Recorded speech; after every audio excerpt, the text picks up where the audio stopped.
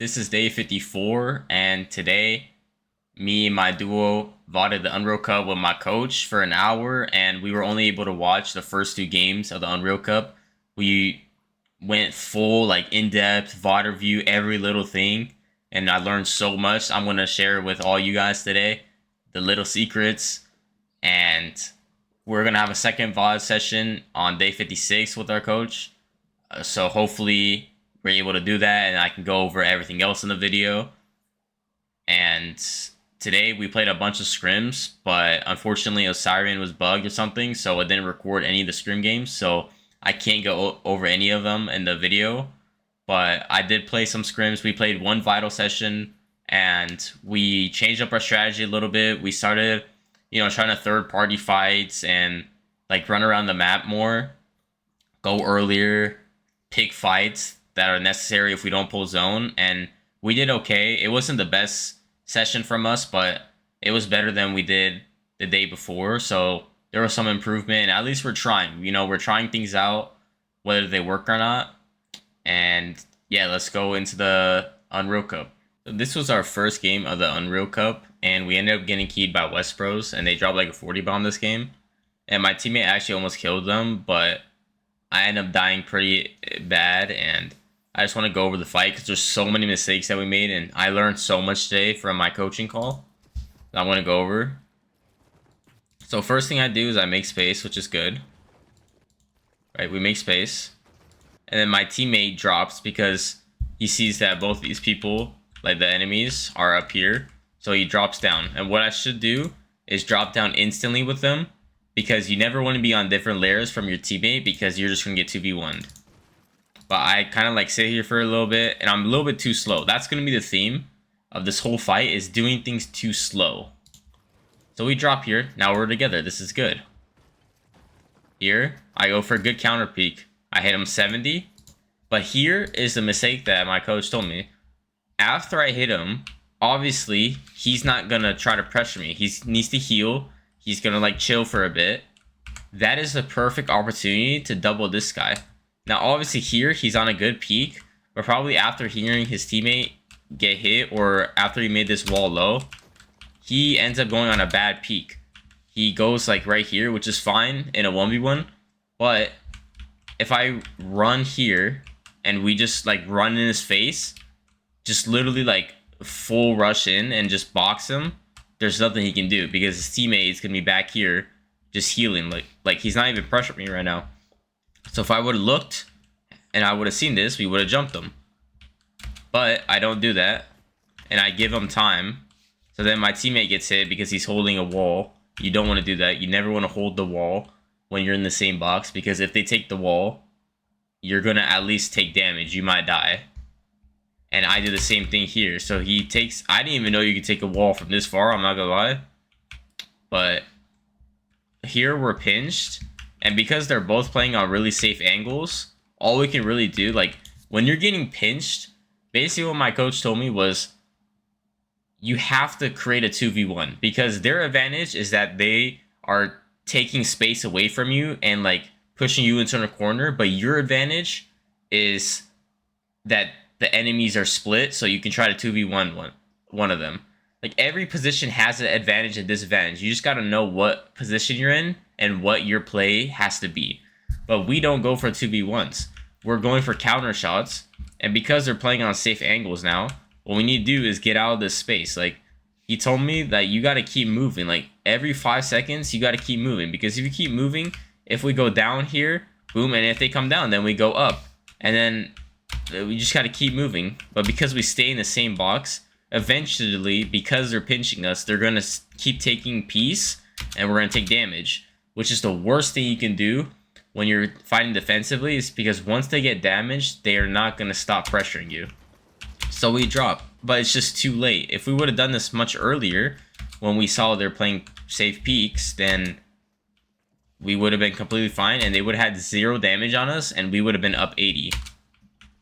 So here we're here together. But again, we're staying in the same box. And this time, they're not pinching us. They're both on one side, which are their advantage is they can't get 2v1'd and they can play together. But our advantage is that we can simply just run the other way. If we go this way, then they have to run around all these builds this way just to get here to fight us. And then we just run back.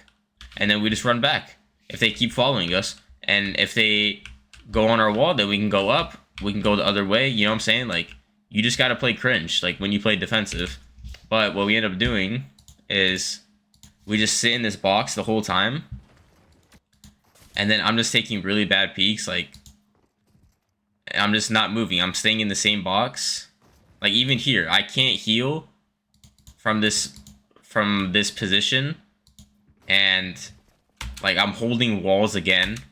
Which is bad, because he gets the cone. And I make the same mistake later again. And here, I'm just full panicking. The fight is basically almost over, but the final blow is that here, again, I'm too slow. Like, if he's on my wall, it's one more pickaxe, right? I need to make space out, but I hold the wall instead of making space to the left, where I can hold the wall and have a right-hand peek, because I cannot heal right now. He takes the wall because I'm holding, and I end up dying. Everything was too slow. We made space too slow. We didn't look for 2v1s fast enough. I didn't make space fast enough myself, and that ends up leading me to dying. And it was a pretty rough fight. I mean, it's a good team, and I learned a lot from this fight. And I know it's going to take a lot of practice in order to execute these fundamentals that I learned. But now that I know like what I need to do, I can actually go into these fights with the correct mindset and see what my mistakes are. In this end game, there's a bunch of mistakes that I'm going to go over. But the first mistake we make is not a mistake, but it's a missed opportunity to get first or second this game. So we have 126 builds and 125 builds.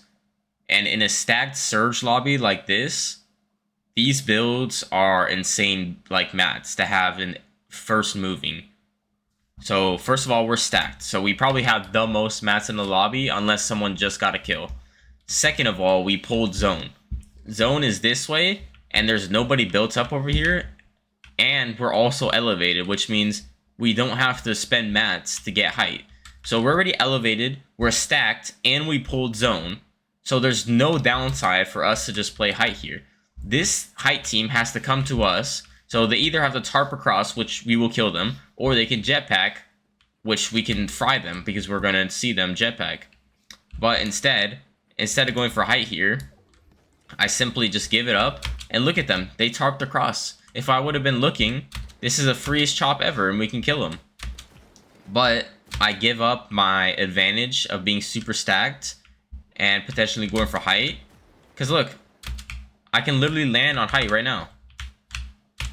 There's nobody front side on height. Nobody went for it. There's still nobody. And then this solo from earlier goes for it. So we could have landed up here and just built up because there's no one on height. Because everybody sees this guy on height, but we should have been the height team. What I want to go over here is, again, the wrong use of my mats. So here we're able to make this free rotate in wood because we're on a higher layer, which means there's going to be less congestion, which means it's harder to get hit. But here, not only do I mess up this backward stair, but there is no point for us to drop when we have 83 and 96 builds, and we probably still have the most mats in the lobby. Because when you're this stacked, your thought process should be, okay, I want to win this game. I have the loot, the mats to win this game. How can I look for height? Because height, you can always go for low ground, but you can't always go for height. So height should always be our first idea. But we pause in wood, which causes this team to jump us. And we're on a low layer. If we're a high layer, less of this shit happens. When you're stacked, you don't want to be with the peasants who have no mats on low ground. So that means I have to spend more mats here.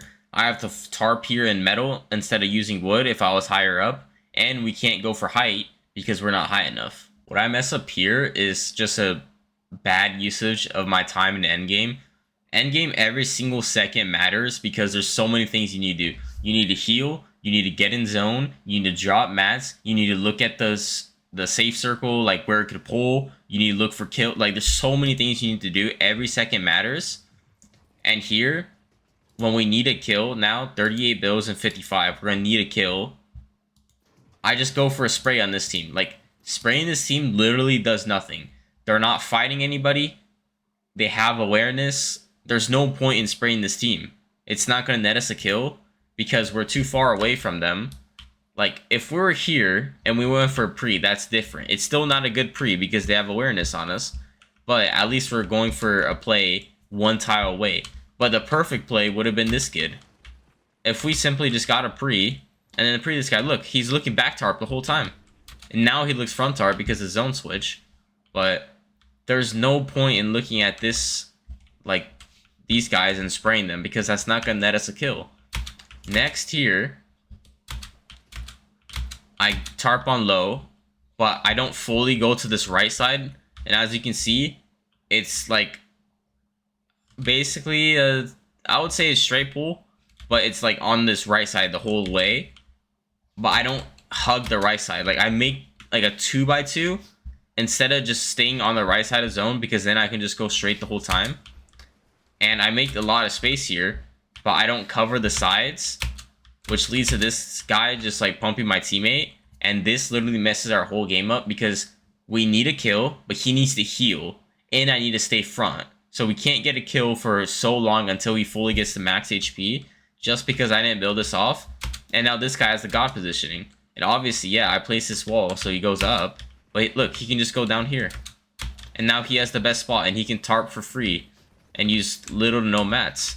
So not only did I give up the worst positioning, I got my teammate hit and we couldn't get a refresh. Now the next thing is I see this guy in the cone. This is such a bad play by me because one, let's say he drops down and I kill him. But what if he kills my teammate? He's 1 HP. All he needs to do is hit one AR bullet and he's dead. That's a possibility that could happen. Even if I kill him, then I can't res my teammate and now I'm a solo. That's one thing that could happen. Next thing that could happen is like he did here. He just places the floor and a ramp because I didn't have the piece. Like, you can't go for drop downs unless you have the box underneath fully pieced. And I didn't have this wall right here. And I didn't have this stair. And it should have been a cone here. And I shouldn't even go for this play in the first place because my teammate's already low. So as you can see, there's so many mistakes made in this endgame. First of all, we should have been on a height and won this game.